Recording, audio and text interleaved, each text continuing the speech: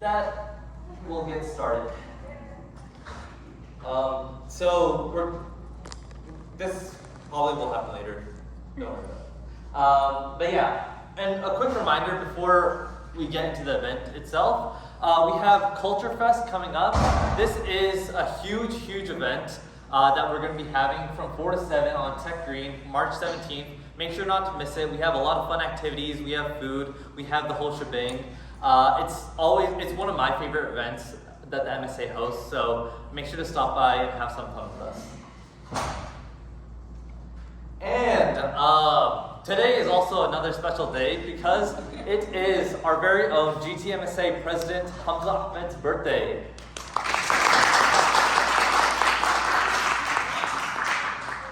Do you guys want to sing for him? Happy birthday to you. Happy birthday to you.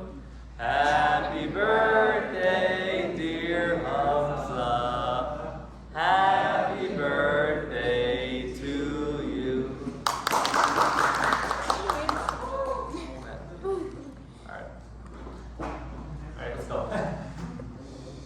Alright, now let's get started with our speakers. So our first speaker, his name is Haris Haq. He is a 23-year-old PhD student in English at Georgia State University. And this is his last semester. He has research interest in education policy and language education. At GSU, he's on the MSA board as the Ansar system, which is the mentorship coordinator. He's also a Hafiz and remains part of the Atlanta Muslim community in many different ways. Many of his family and friends have been part of the Georgia Tech MSA, so he's very excited to be here, and with that being said, I'd like to welcome him to the stage.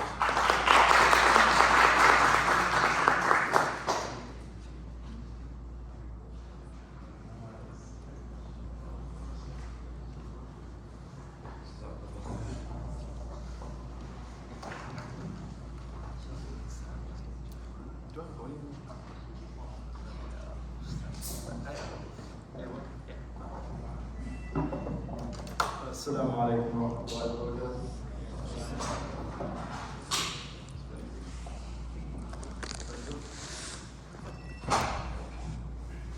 I stand here in question, posed through reflection, not one that, at this point, I can offer for any deflection.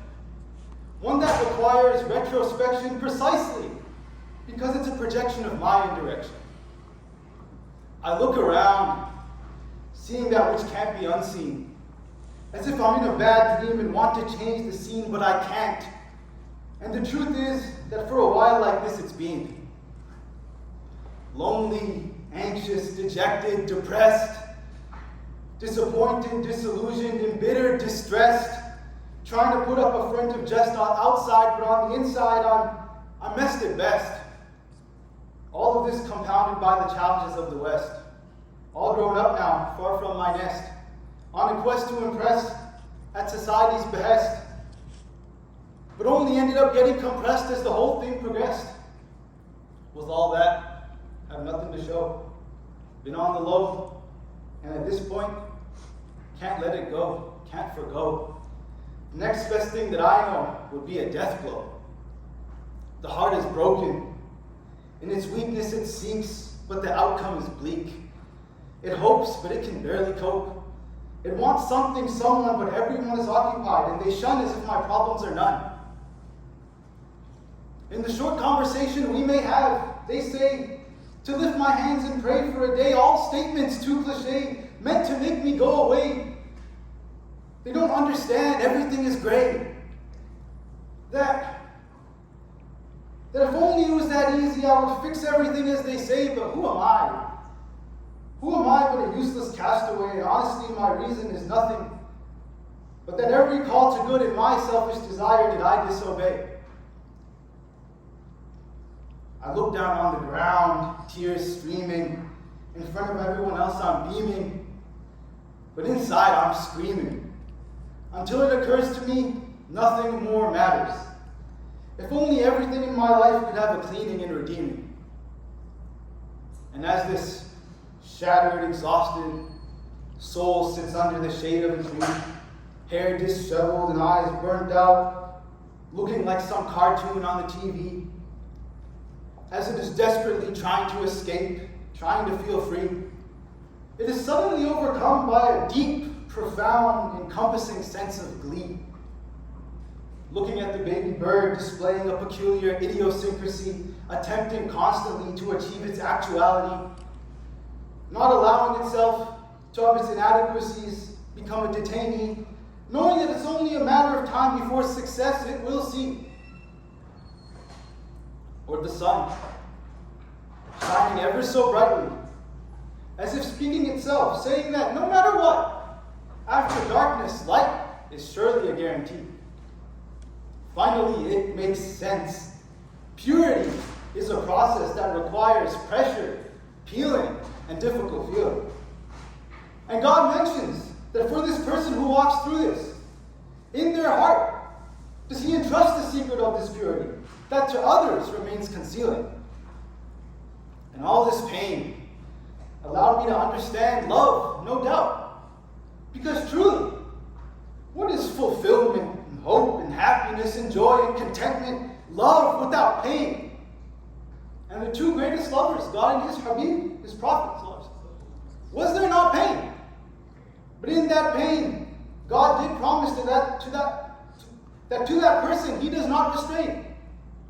That person is special, and special He will remain. And God has friends too. And among them, one we find out is different through and through. The people around him of who he is have no clue. His possessions are seemingly few. But he says, "Oh God, I don't need them because the greatest of them is you." For this friend, God makes it clear that envy for him is the truest of true, if only you but knew. At this point, I can only see that there is no need for any more inquiry. And it doesn't take a PhD to realize that in all the hardship, there lies a guarantee from the greatest and most trustworthy that after all things, there will be beauty. Jazakallah.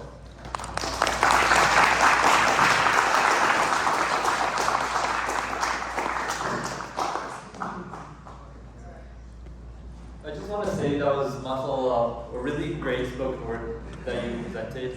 You really let your emotions come through, your personality. It was very relatable with all the struggles that we go through, so mashallah, congrats on that. Next, moving on to our next speaker, we have Ali Diel. He's a sophomore at Kennesaw State, and his major is information systems, and he has a passion for teaching and education. So I'd like to welcome him to the stage.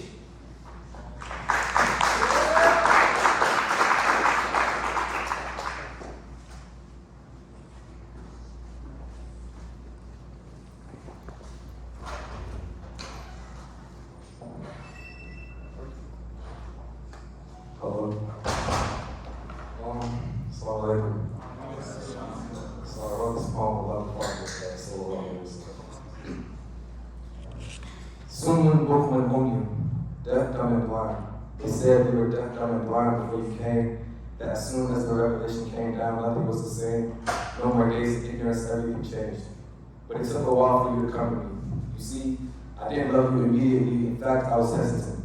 But I guess that came from my negligence. I didn't know who you were, and I just thought you didn't have much of a relevance in my life. Astaghfirullah, how dumb was I, to see my life pass you by, and for me not to know anything about you. But now, I can't imagine my life without you, Ya Rasulullah. You were sent down as a mercy for mankind, assigned as the messenger of God, inclined towards nothing but good, to be a piece of wood from the tree, that weep because you no longer stood, Ya Rasulullah. You took the word man and refined it. When I was young, it was hard for me to define it, but now all I do is listen to your seerah and rewind it, because there's lessons for me every time. And I try to embody those lessons in every poem I write, in every rhyme I recite, with every line I might just cry. I was just so blind to the fact that you were the role model I was desperately searching for, crying for the fact that I'm constantly yearning for, the dream where I can see your blessed face. I professed my faith a long time ago, but I constantly renew it every prayer. You get sent peace and lessons everywhere, in every corner of the earth. There isn't a place where your name goes unheard. Ya Rasulullah. To say I had deaf ears is an understatement. Doing your field of test, I just can't escape it. I got to see it through. But who said I guided you, Ya Rasulullah? Someone book when on you. I was deaf, coming blind before you arrived in my heart. Depart from the start, I had to make up those lost times apart. Ya Rasulullah, thank you.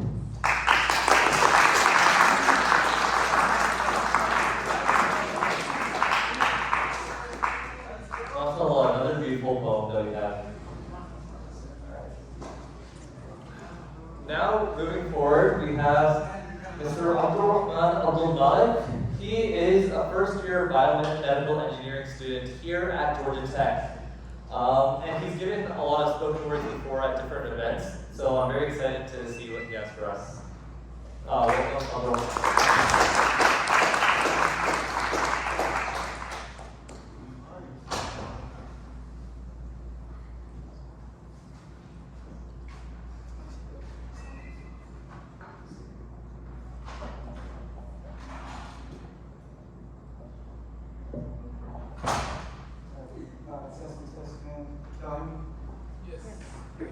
Assalamu alaikum wa rahmatullahi wa barakatuh.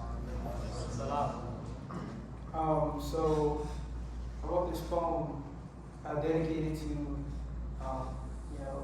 looking at all the beauties that Allah has created, and recognizing and being grateful for the things that we have, that we are connected in many ways to nature and a lot of the things around us.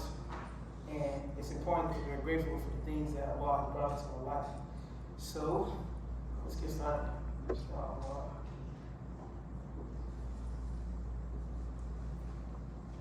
I believe in that which I can see, and that which I can perceive with my eyes. There's no need to explain that which I can see, but to explain how it came to be.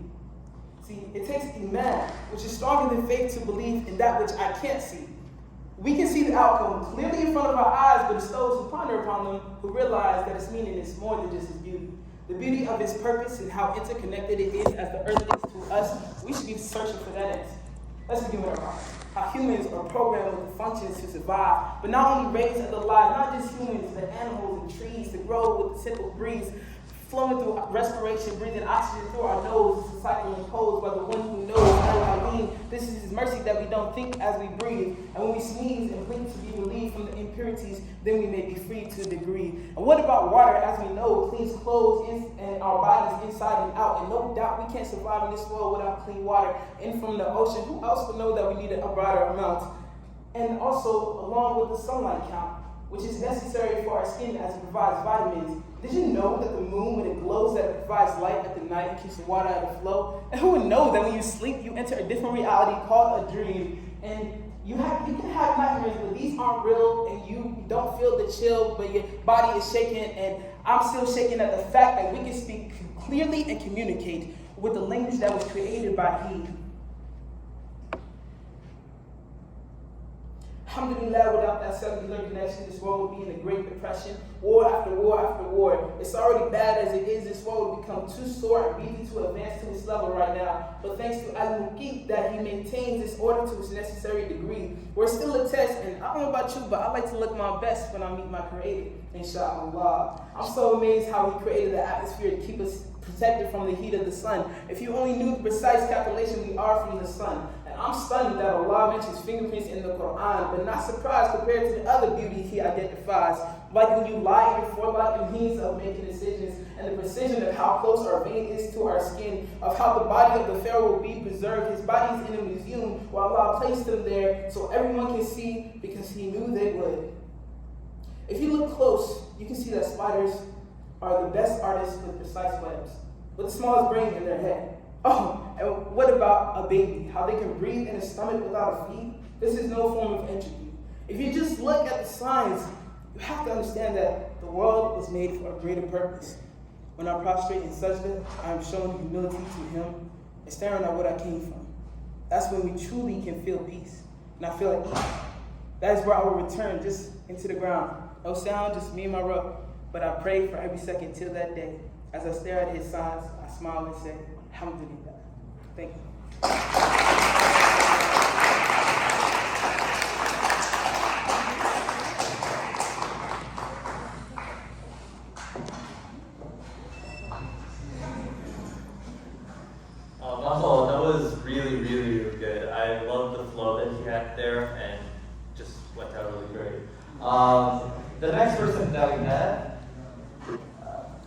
Renee Nubani.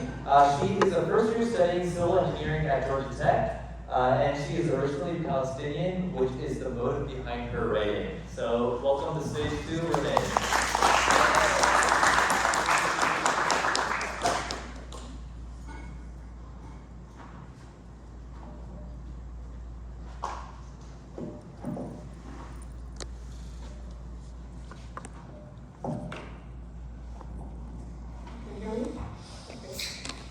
So this poem is dedicated to Palestine, to the mountains of Syria, to the outskirts of Rohingya and the cities of China.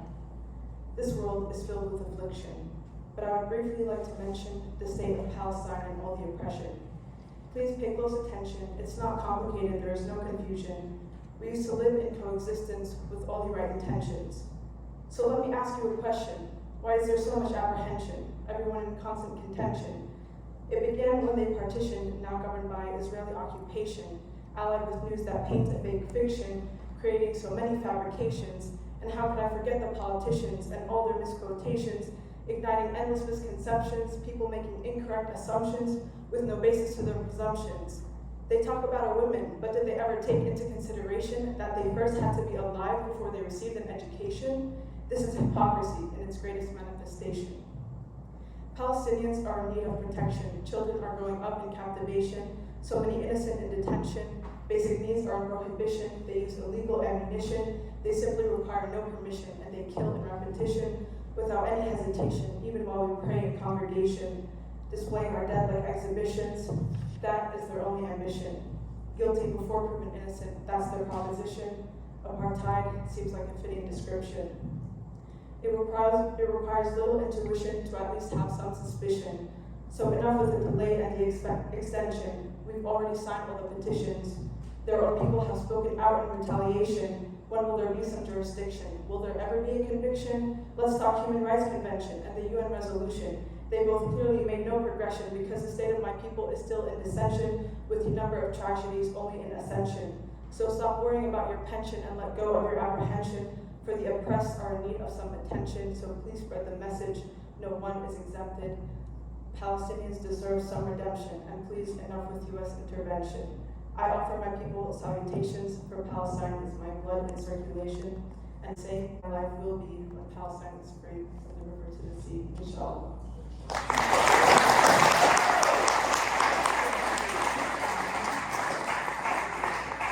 That was really, really good. A poem about what is ongoing, a huge issue going on in the world. Inshallah, may possibly. The next speaker that we have, his name is HAMMAD, third year biomedical engineering at Georgia Tech. And he says that there isn't much to say about himself except that he's really, really passionate about Islam, his religion. And welcome to stage 2, HAMMAD.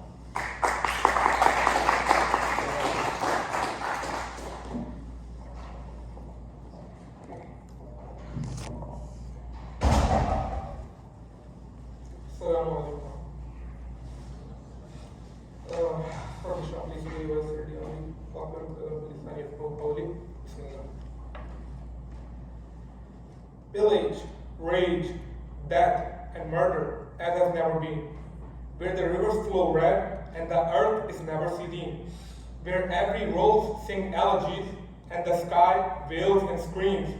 Even the women are left no more as they are bound in their sleep. These calamities are borne witness to by the heavens and the seas. But are they borne witness to by a people who are asleep? Haven't they yet awakened from all the unnerving screams? Has the time not arrived for us to domesticate the beast? Has the time not arrived for us for another Salahuddin? Has the time not come for the man of this ummah to hold in sanctity their daughters' dignities, their sisters' chastity, their brothers' necks, their mother's blood, the barren deserts and the vast seas? Haven't they yet realized that the world truly only sees when it is Ukraine being besieged, but Syria was turned to dust while people were having a breeze? Utmost callousness was displayed while her hijab was ripped off in Kashmir. It didn't budge a soul while my brother was shot in the streets of Palestine. So if you want their sympathies, might as well dye your hair blonde make your eyes not green but blue.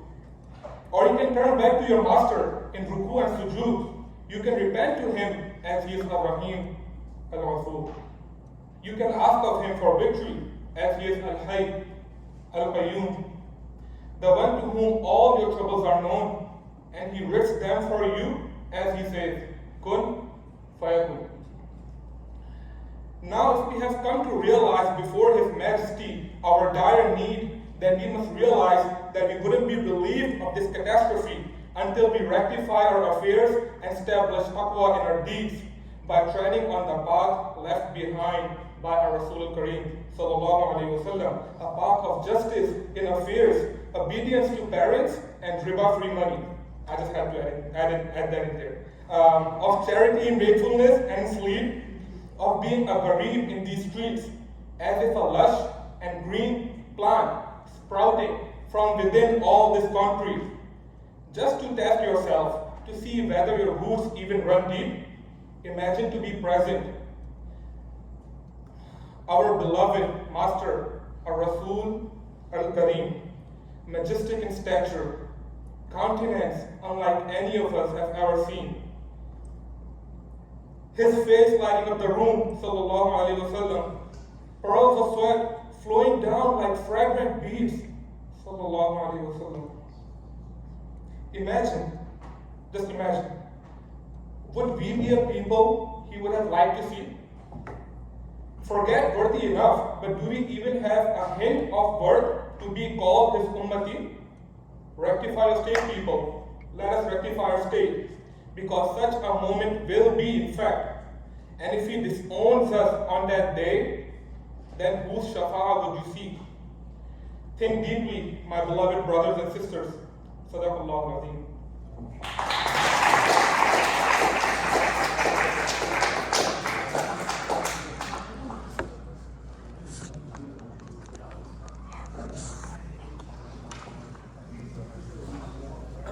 MashaAllah, very impactful speech given by HAMMAD. And now for our next speaker, we have YARA SEIF. She is a fourth-year computer science major. She is the Sisters Vice President here at our MSA. And even though she doesn't consider herself a writer, she was very, very, very excited for the spoken word event. And this is actually her first time giving one. So let's give it up for YARA.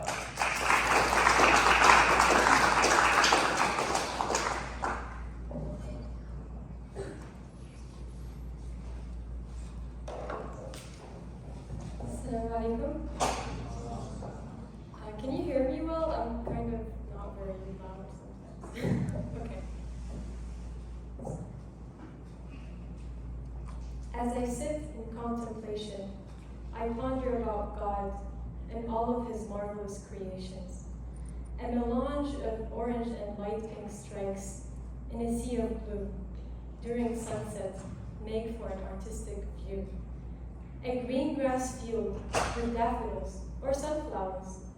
Who would not want to stop there and relax for hours? The sound of running water and all the soothing it can foster. All my worries are gone. I am in a state where I can prosper. I think about myself and the human creation, how God has honored mankind with intellect, for it only takes us a mere observation to realize how every part of our body functions in harmony and perfection. How can we not be in fascination? وَفِي الْأَرْضِ آيَاتٌ لِلْمُوقِنِينَ. And on the earth are signs for those who are certain. And وَفِي أَنفُسِكُمْ أَفَلَا تُبْصِرُونَ. And in yourselves, then will you not see? How certain? How certain am I? The answer is simple when I am in the light. But it's not always so easy when the future doesn't seem so bright. How can I enjoy the beauty that God has made all around me when I am drowning in the darknesses of uncertainty? Uncertainty of the present, uncertainty of what is coming. Why can't I let go? Don't I know that my affairs are in the hands of the ever merciful, the ever forgiving? It feels so lonely sometimes. I feel so low.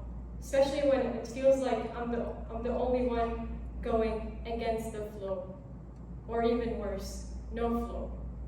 I am too deep in, I say, I will never see the light again. Or will I? Allah says, say, O my servants who have exceeded the limits against their souls, do not lose hope in Allah's mercy, for Allah certainly forgives all sins. He is indeed the all-forgiving, most merciful. O God, forgive me for losing hope. I have drowned multiple times, but have always had a rope to grow. And this time around, everything will also soon become safe and sound. فَمَا ظُنُّكُمْ بِرَبِّ الْعَالَمِينَ. What do you expect from the Lord of all worlds? For with every hardship comes ease.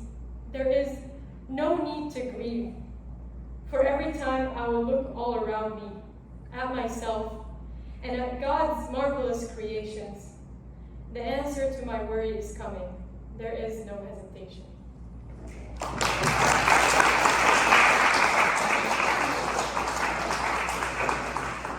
MashaAllah, for being her first time giving one of these, I think she did a really amazing job. Now moving on to Muhammad Kusar. So, before I introduce him, let me just say he asked me to add extra pizzazz to his introduction.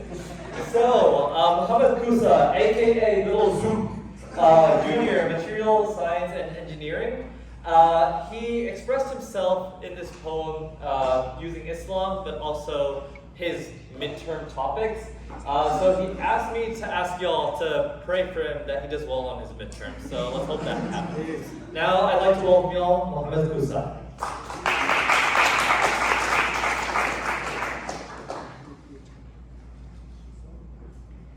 Sorry, I just need to put this first. Okay. Low key, I'm kind of intimidated a little bit. Everybody's like out here with fire, mashallah. Okay.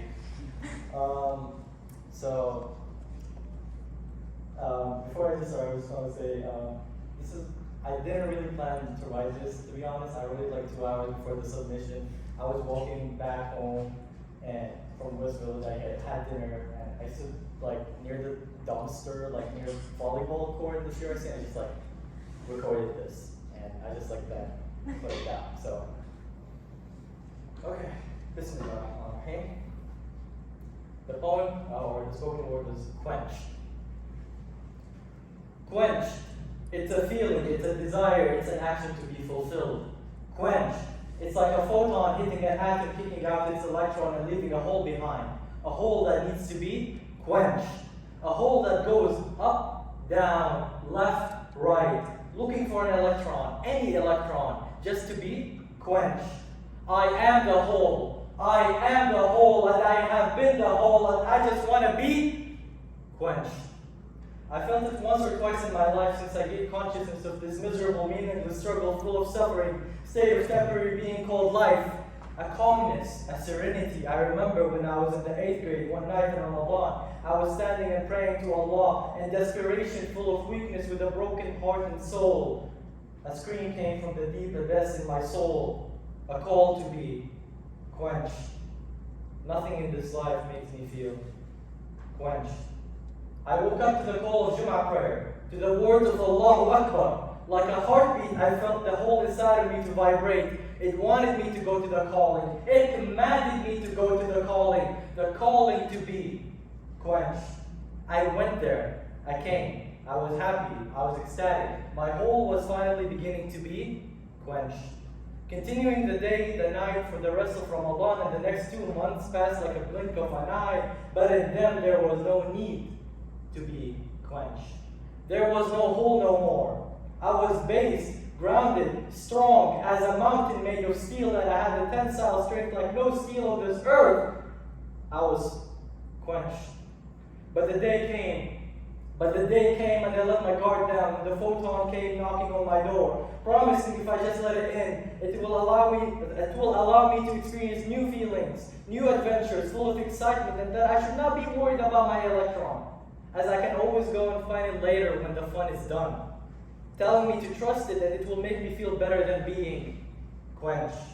I let it in. It got me excited. He was truthful about that, but it left as quickly as it came, scamming me just to push my electrode away, to leave me as a whole again, crying, needing, begging to be quenched again. Frantic and filled with shame, I couldn't go to find my electron. I was filled with negativity, and the other holes told me I need to have some positivity in my life, some love, some dependency on a creature, but no proton could ever make me feel quenched. I kept colliding to everything around me, and the mean free time between every collision continued to get shorter and shorter. I cried and cried until my tears dried up, and I just want to feel quenched. I realized that what I need is not positivity, but an electron to absorb to absorb all that negativity inside of me, to forgive me, accept me, love me, and make me feel whole again, to be quenched. In the midst of that negative cloud, hate was festering.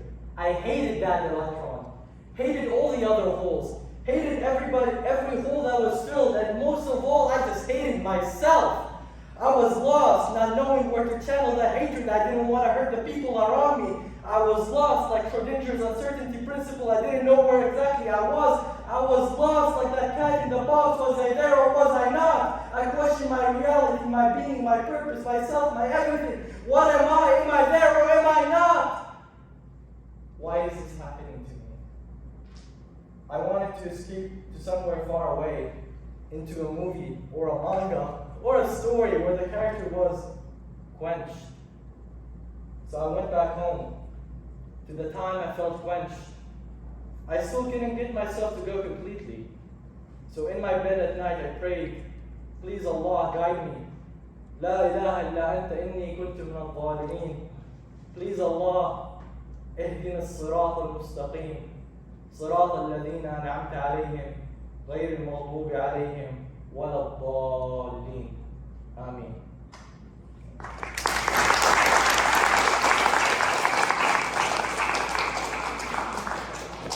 That was really, really impactful, motivational. I love that. I really love that.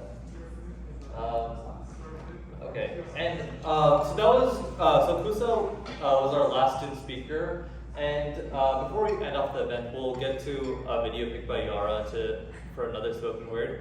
And before I play that video, how about we give another round of applause to all the speakers for their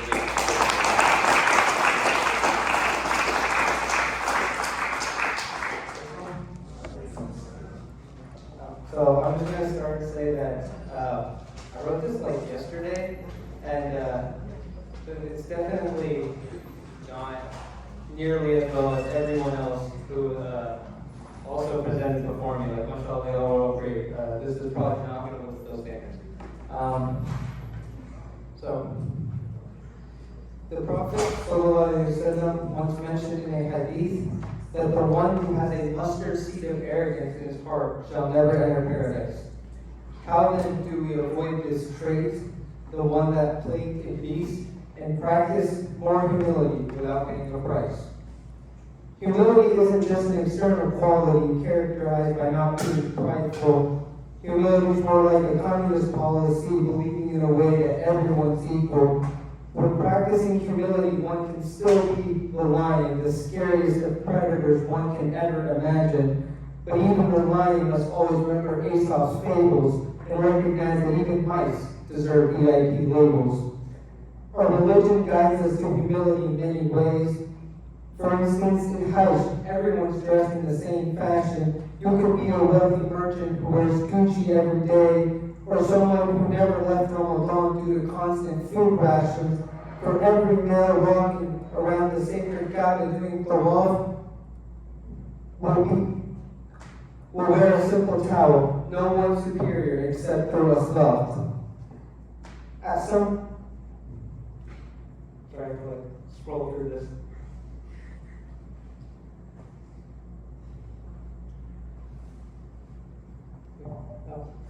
At one point, some of us may have thought and pondered, how does one restrain oneself when we aren't forced to be humble? When given the chance, how do we decide to be reserved in an era of social media that fills us with lies, full and bountiful? How do we seek to gain people's respect, their attention, and satisfy that yearning in our heart that's only filled with recognition and warm felt thank you from someone who truly understands their contribution if we can't boast about our accomplishments in fear of being narcissistic? The answer to this question is not easy to seize. Humility means submission. And if we submit to Allah the Almighty, then the opinions of the others we seek to impress shouldn't create unease, for Allah will surround us with those who respect us, even if they don't recognize all our good deeds. Now you might wonder, if all that matters is humility towards Allah, why practice humility towards others in our community? The Prophet ﷺ once said, "He who is good with his family is good with Allah," and surely good is just an extension of humility.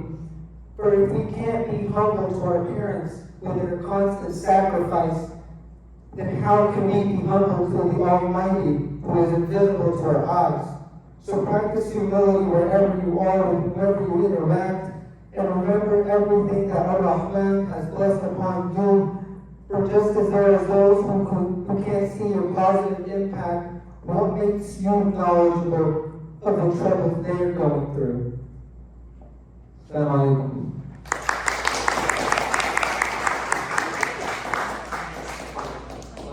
Beautiful, anyone else want to take the mic? No one? All right, sweet. Oh wait, there's someone? All right.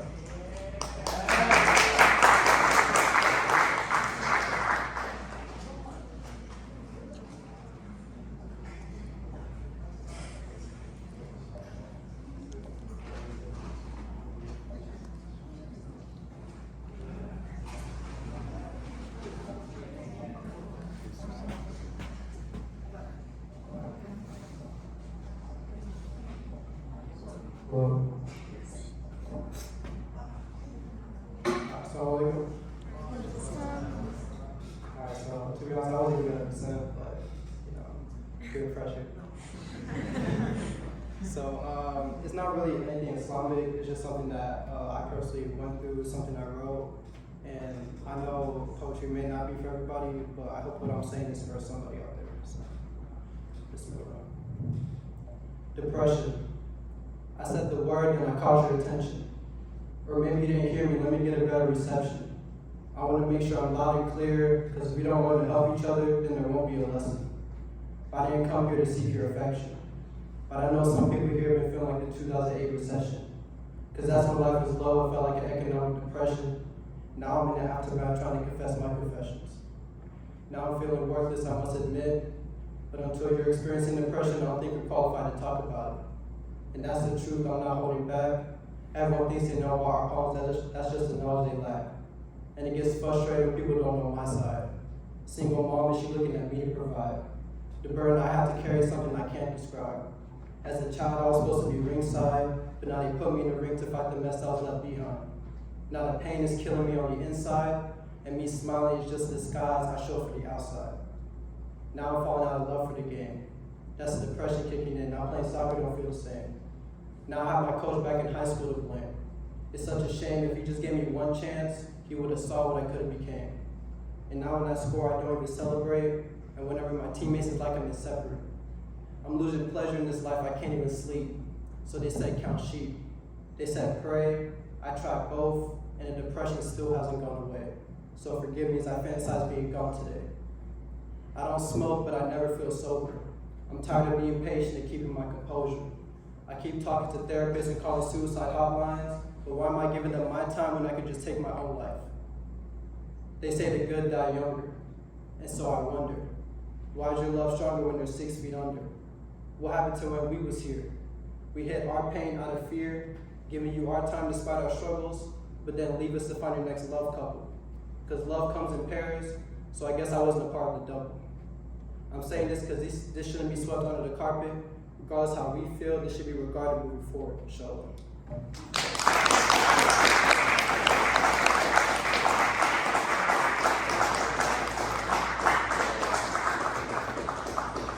Well, that was a really great poem, and I'd love to continue forward, but it is Maghrib time, so I think we're gonna break here. Thank you all once again for showing up to this event, and I think we all had a great night.